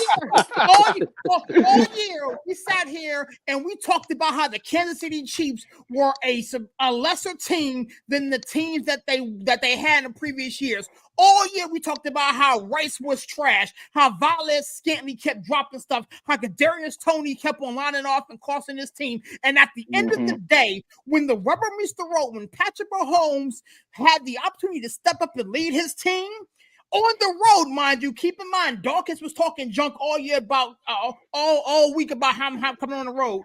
At the end of the day, when it came time for 1-5 to show up and show out, Barry, I told you this brother was going to show up and show out. It wasn't pretty. Nah, he didn't throw for 250 yards and 16 touchdowns. Nah, but when it mattered the most, when they needed to drive to go down the field and get the lead, they got it done. And until Josh Allen, Sean McDermott, and the Buffalo Bills grow a pair and figure out how to get it done versus the upper echelons of the AFC, the Buffalo Bills will never win a championship. And it's not like these quarterbacks that they're going to have to face are going anywhere. Lamar Jackson isn't going anywhere. Joe Burrow isn't going anywhere. Patrick Mahomes isn't going anywhere. And Josh Allen pales in comparison to competing versus the upper echelons of this league. Miss me with this whole nonsense that Josh Allen's an upper tier quarterback. He can't get that shit done. Period. Pass the plate because he preached. There's levels to this. And you said the key word in that whole thing you just said is the same reason why Josh Allen does not get the hate of Dak Prescott. The word pale. I can say that. Say it. I can say that. Talk it, Tim. I can say that. But you know what? You know what it is though? And I'll just take the mic. First of all, like I said, there's levels to this, right? Patrick Mahomes is on his own level right now. There's nobody on his level. I don't want to hear it. Lamar is very good. He's on level 2. Burrow, when he's healthy, level 2. Level 1 is Patrick Mahomes. He's it. Level 3, we could talk about like Josh Allen, even if you want to put him on level 3. Okay. The Buffalo Bills had no business losing this game. They cried about they don't get it at home. He had 2 opportunities at home to beat Burrow and Mahomes. You didn't do it. Okay. You finally had a home game. It was like, to your point, serious. The Chiefs should have been out of this playoff either in the first round or the second round, right? They lost to the Broncos. They lost to the Raiders. All right, like let's be for real. Okay, they lost some terrible games down the stretch. I didn't think they could put it together. They came out their first two drives, settled for field goals. I was like, here we go again. Like, here come the Chiefs. They can't get it done. They're not going to do it in the playoffs. The Bills outplayed them for 3 quarters. And then just like you said, Tim and Chandler, they forgot to stick with the game plan. Josh Allen was doing everything right, taking the underneath, dinking and dunking. The running game was legit. The whole game, James Cook was on it. Third quarter, they were fine, even though the Chiefs started to go back and forth with them. The Bills were still moving the ball up and down the field at will. Fourth quarter comes, Josh Allen, I'm going to be the hero. I could be your hero, baby? No. Trying to throw the deep ball, not taking the underneath, not taking the throws over the middle, and they stalled on every drive. Like, it was pathetic. Josh Allen is not the reason why they lost this game. Josh Allen is the reason why they couldn't win it. That's the difference. He didn't lose the game because Sean McDermott got out-coached. If we're having a serious conversation, Sean McDermott, you're coming into my office as if I'm the owner, and you're going to convince me not to fire you because you had every opportunity to win this game. I got Bill Belichick taking 2 interviews with the Falcons. If I said, Bill, you want to come coach this team? I bet you he'd come. I bet you come to Buffalo. I bet you he would. So convince me that you deserve this job. That's one, right? Stephon Diggs talked all that junk after last year's game, was pouting the whole off season, and dropped the biggest pass of the game. I don't want to hear the pouting from Stephon Diggs. He had nothing to say after that. Or his brother. Exactly. Because he pouted on the sidelines after that Bengals game. TP called it.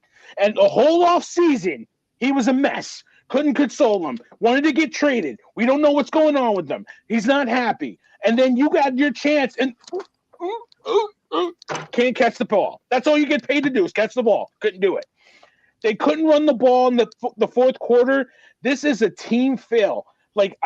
Listen, Andy Reid did out-scheme Sean McDermott because there was no reason Travis Kelce should be open. Travis Kelce lined up in every position but the booth with his brother Jason with his shirt off. He lined up everywhere on the field, and they schemed him open on every play. The linebackers, they had no linebackers, the injuries, what have you. So Andy Reid's like, we're going to put him in motion. We're going to line him up at fullback. We're going to line him on the outside. We're going to get him open. They got out-coached in that game. Sean McDermott got out-coached. Josh Allen got outplayed by Patrick Mahomes, and now you're talking about almost $50 million cap hit for a player that's right now John Elway before Terrell Davis rolled into Denver. That's who Josh Allen is right now. Guy that can't get it done when it counts. Chandler, talk to me. Y'all really gonna make me defend Josh Allen. Y'all really gonna make me do it. Somebody got to do it. Somebody should, but he's undefendable, Chandler. Unbelievable. In the first half, Josh Allen threw 14 passes. All of them were screens to the backs. Screens, short passes. They were all short passes, either to the backs, wide receiver screens, bubble screens, you name it. Okay? That's what the offensive coordinator and the head coach were calling. James Cook had 180 rushing yards. 180 in a playoff game. In the second half, Josh Allen threw 14 passes. Would you like to know how many went to a back or wide receiver? Would you like to know how many of them were short passes? None of them. That's on the head coach and the offense coordinator. Now, I'm going to give Allen some blame also because you've been the quarterback there long enough where you can check out of that damn play, okay, and check it to the thing that's been working. Andy Reid turned into Andy Reid in Philadelphia with, I'm going to stop running the ball. I'm going to call some ridiculous trick play on the goal line that don't make sense with a guy who's already fumbled, and I'm going to let him fumble again. Andy Reid did everything he could to hand this damn game to the Buffalo Bills. Okay? Everything. He became Andy Reid from Philly. Remember Andy Reid from Philly? Be on the 1 yard line in shotgun. You're like, Andy, you got Westbrook. Give him the ball. And Andy's like, no, we gonna back up. We gonna take a 7-yard drop, and then we gonna toss it to the other guy, and he gonna kick it to the tight end, and he gonna kick it over to the wide receiver in the corner. Okay, that's the Andy Reid that showed up. Sean McDermott should be fired. I don't want to hear talk save his job. And Sean McDermott should be fired right now. Joe Brady should be fired right now. Because, again, you went away from what was working. You were running the ball. They were in control of this game. Absolutely. They were in control of this game. 180 yards rushing for your running back in a playoff game, and you lose the game. I can't put that on Josh Allen. I can put the fact that he refused to check out of plays. Okay, I'll put that on him. But I'm putting all of this. I'm putting the majority of it on the head coach, the offense coordinator, because at some point the head coach got to say, dude, why the hell do you keep calling 7-step drops when we've been running the ball all damn game? Why the hell are you calling 20-yard passes when we've been running the ball the whole damn game? I don't want to hear about Stephon Diggs dropping the ball when you stop running the damn ball, which is what got you into this game, which is what had you in control of this game, and which is would have won you the game. Had on the last drive where the kicker missed, how many runs were there? None. If you run the damn ball on that drive, you probably get a touchdown. So, yes, Josh Allen bears some responsibility, but the majority of it is on the coach and the offense coordinator. They got to go. They did that all year, though. James Cook is he's fired. Yeah, we trot out the corpse of Latavius Murray and got to go sign Leonard Fournette. And, at what point do you just look at production? As a James Cook fantasy owner, I hate Josh Allen and the Bills offense. Like, dude was cooking all year long, and they would do this all year long. Oh, there goes Cook for a 20-yard gain. Got to get Latavius Murray in there for a 2-yarder or a negative yard. They did this all year. They shot themselves in the foot all year. But at the same breath, like you said, he has the ability to check out of plays. How many times do we watch a game, watch the quarterback, roll up to the line of scrimmage, kill, or we're good. Boom. But Tim, didn't that get the offensive coordinator fired halfway through the season? Yeah, Ken Dorsey. Yeah, I think that was the problem. I mean, I can't blame the play caller because he called a good game. And then when it got tight, you guys are right. If not for that fumble at the goal line, that game's over. Game's over because you got desperate in your own territory and you run a DeMar Hamlin off tackle on 4th and 5 on a fake punt. That's why you lost the game. Stupid coaching by Sean McDermott. You saw the lights. You got scared and then you got desperate. It's not on the offensive coordinator. To me, it's on the coach. It's on the head coach. The buck stops with him. He lost that game. And Josh Allen's going to take the brunt of it. He's going to take the blame, and deservingly so for some of it.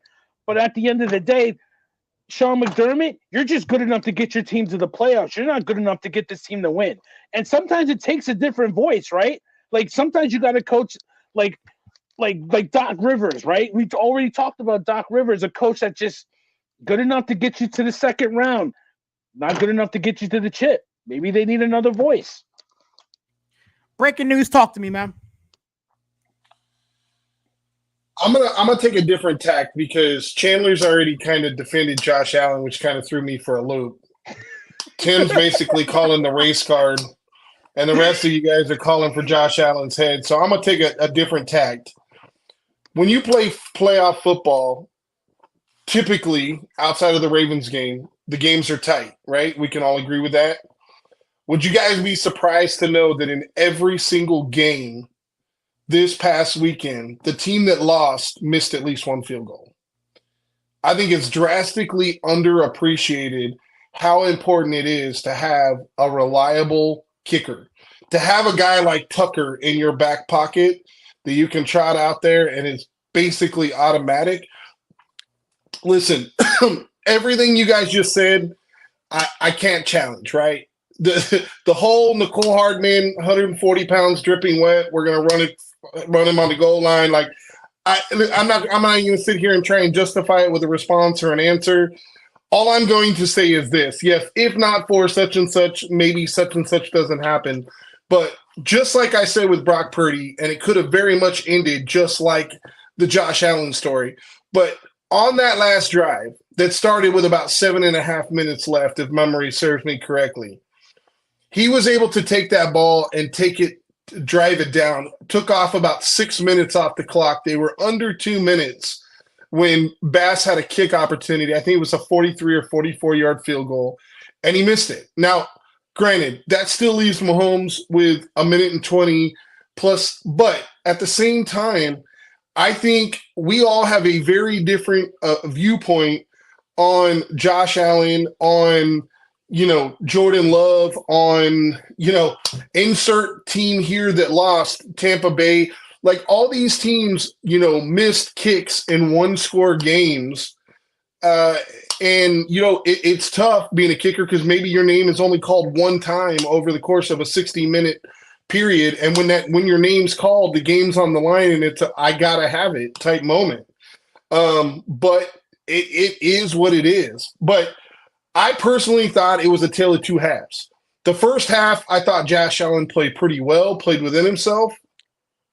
Like Chandler said, they weren't trying to overly throw the ball down the field, which is something they typically do. But another thing that I'm not a huge fan of, Chandler alluded to the fact that they racked up 180 yards rushing, but Josh Allen was your leading rusher.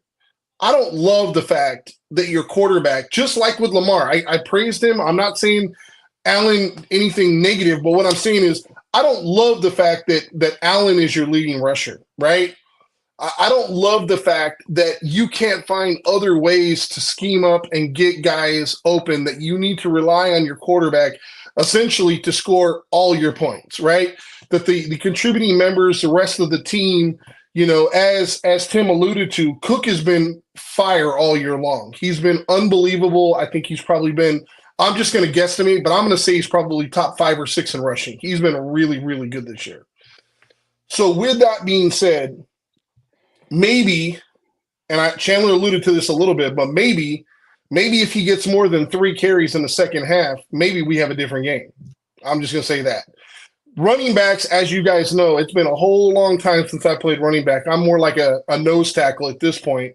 But running back is a role that requires feel and anticipation, and it's hard to get in a rhythm when you got 3 carries over the course of a 30-minute period.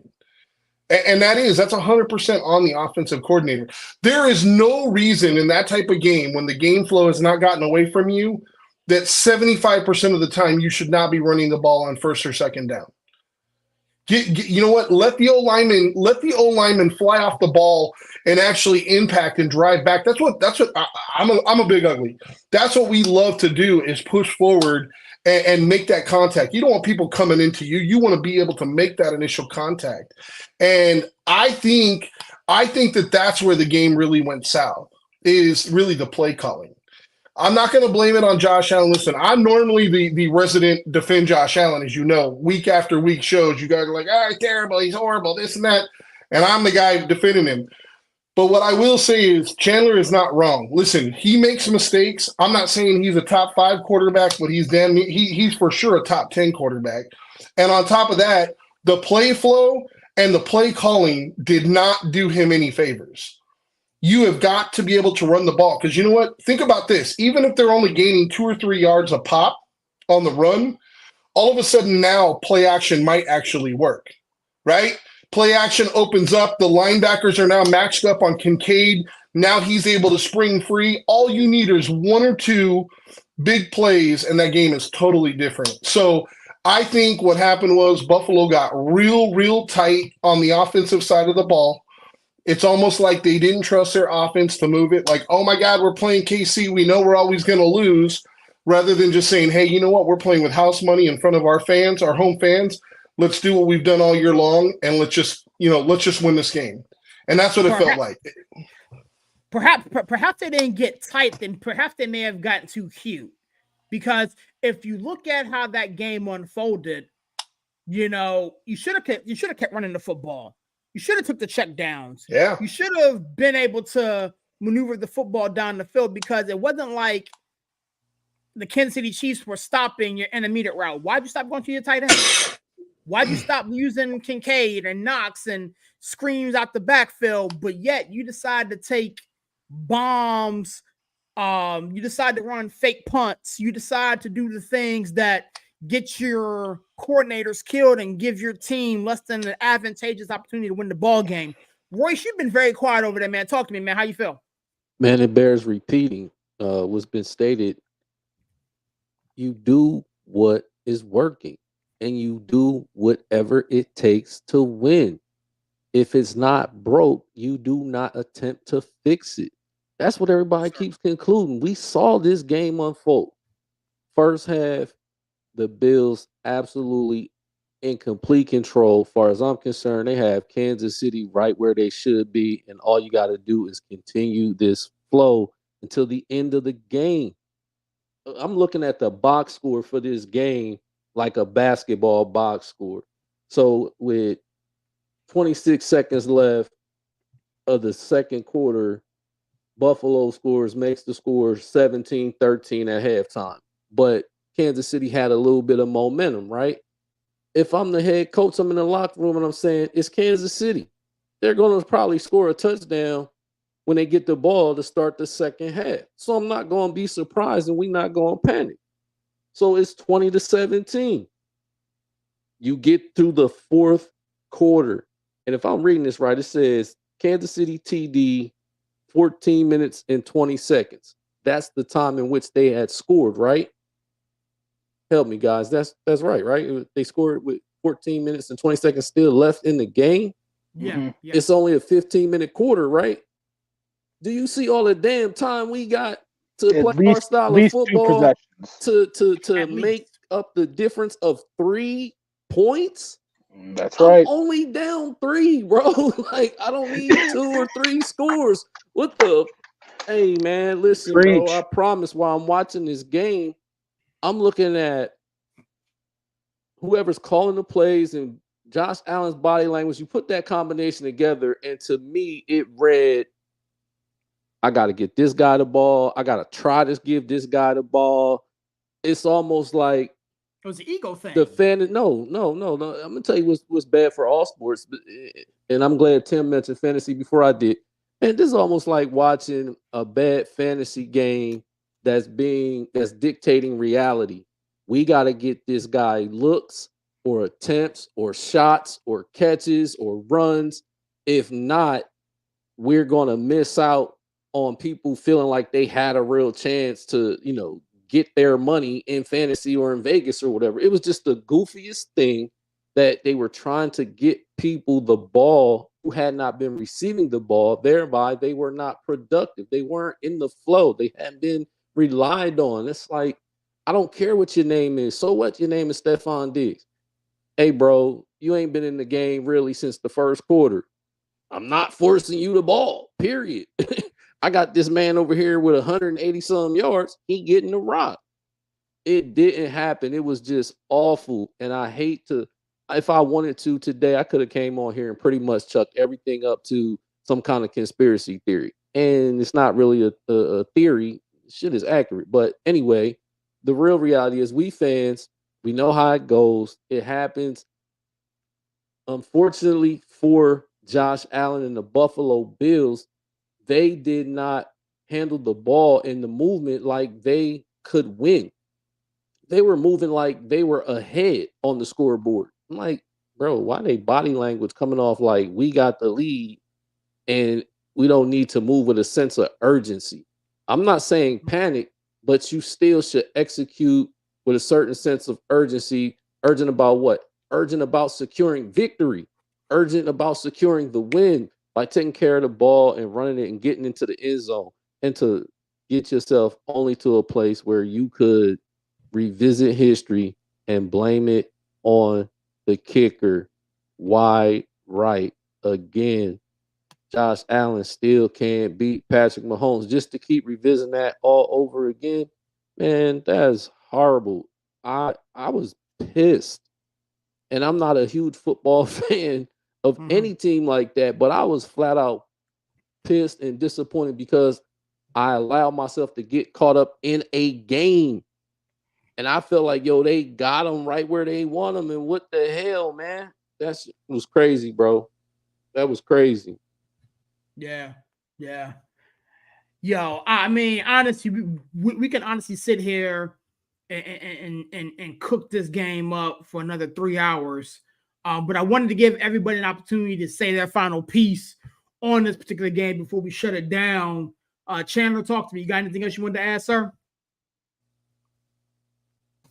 Fire Sean McDermott. Short and sweet to the point. Tyler, she been quiet over there, man. Talk to me, man. How you feel? I heard the clip out. I'm good. I don't need to pick on Josh no more, man. The crazy thing about it is how do we approach next season? I want to see how that offense look. Do they get a running back? Like James Cook is good, but he's a scat back. We'll see how long that lasts. They'll probably scheme for him. It can't be Josh Allen every game because I want to say in about 3 or 4 years, something's going to happen. I'm not wishing that for him, but you putting him in harm's way with defense got the scheme to lay him out. So they got to stop him. I'm from the early 90s era of a movie called The Program, man. And they said kill them all. Let God sort them out. Yeah. Matt. I don't want to wish ill or doom or gloom on anybody, but the fact they hit that fake slide on my boys, man, and still kept trucking. Yeah, I'm gonna leave that alone, man. I ain't gonna do that. Who's your boys? Tim, talk to me, man. Anything else you want to say before we put this game to bed? Yeah, you a Cowboys fan? I don't see the black and gold today. I'm done with this guy today. Tim, talk to me, man. I think we cooked. I think we cooked them enough. I bet. I mean, you know what? I gotta chime in, man. And we said it. Give Andy Reid and 15 credit, man. Like, give them their flowers. Like, everybody talked about how this dude, he can't win on the road. He ain't gonna do it this year. And I said it. I apologize. I underestimated the greatness of Patrick Mahomes. Maybe I wanted to because I was Taylor Swift. Maybe I wanted to underestimate. But this dude, it's gonna be hard next week for Lamar Jackson to get a dub just because 15 is on the other side. And that I think we take greatness for granted a lot of times. I know I do. I was used to watching Jordan. I got spoiled being able to watch him. And it's like you get spoiled watching 6 years. This guy is making his case, and he's on his way to being one of the great, if not the greatest quarterback. And we're witnessing it. And nothing he does makes us come up short of that. Like, we just got to we can kill. McDermott needs to probably go. Josh Allen can't get it done, but Patrick Mahomes, man, he's that dude. Yeah. Breaking news. Talk to me, man. Anything else you want to say before you say we clean this up, right? Yeah, you know what, man? I mean, I think you guys have pretty much hit on everything, but I'm just gonna hit on what Barry said, which is I think the word greatness or great is way, way too often overused in sports. Mm-hmm. Yeah, Very rarely do you see greatness. And we've all been fortunate. I could tell by the age of everybody, we've all been fortunate enough to see great, right? You mentioned Jordan, Gretzky, Barry Sanders for the Detroit fans here. I mean, we have seen great players. They all play different lengths of time. They might not all play 20 years. They might not play. Some of them might play 8 years. But the point is they make an imprint and they make an impact on the game, and that's what Patrick is doing. Listen, this is the 6th consecutive year that he's made it to the AFC Championship game. Let that sink in. The only other quarterback to do that, Tom Brady, 8 years in a row. So to make it 6 years in a row is something pretty incredible. And this is the first, by the way, that game that he just played in Buffalo, that was his first road playoff game. That's how dominant a quarterback and team they've been. I'm convinced at this point, you could literally just take everybody on this podcast and this could be his wide receiving core and he'd still win. I still got burners. Don't get it twisted. I got hands, bro. Come on, man. You're so punk. Like I can go down. You know? I might pull a couple hamstrings, but I'll get that. I'll get that. It's funny because you guys are all talking, but I still believe Chandler probably smoked all you. I don't want none. I don't want no smoke from that. I don't want no smoke from that. None at all. None at all. With that being said, we're gonna shut it down, man. Breaking news. Give us a plug and a close out. We shut it down this evening, sir. Listen, you know what? It's always a pleasure. Check out the website, sportscitychefs.com. The boys have definitely been putting in some work. Love the finger foods, Barry and Sirius, you guys do. Make sure you check us out on TikTok, like, love, share the YouTube clips. They're awesome. You guys have been doing a fantastic job, and look forward to talking about the games next week. Yes, sir. Thank you so much, sir. Thanks for coming by, kicking it with us. Royce, man, give us a plug and a close out. We shut it down, my man. Thanks for coming by, kicking it with us, man. Man, the Crossover Cafe, loading on dial-up, coming soon. He said, "Low, they gonna dial up." I love it. I'm done with this guy. Thanks so much, sir, for coming by, kicking it with us, man. Tim, man, talk to me, man. Give me a plug and a close up and shut it down, sir. Again, it was another fun week. I don't know if y'all have a preview show going on or whatever, but all in all, man, it was fun. Might have to get back in here a little bit more often. Something might be in the works with that. It's been a long time coming. Checking the schedule. We'll see how it goes, but really hoping to get something going here, man. I appreciate y'all. Chopping it up with me tonight. Yes, sir, man. You know what? You always got a chef's hat whenever you're ready to go, man. Reach out. We'll definitely get you in here. Baseball's coming around, and I know that's your sweet spot. So reach out, man. We got some work for you, man. Thanks for coming by, kicking it with us, dog. Chandler, man, give us a plug in the close. We shut it down, my guy. As always, it's fun. I'm only gonna say this one time, and I'm never talking about the Major League Baseball Hall of Fame again. But Todd Helton and Joe Mauer are not damn Hall of Famers. Oh boy! Period. In the story. Oh goodness! Oh boy! They're not. Anyway, all are good. All are very good.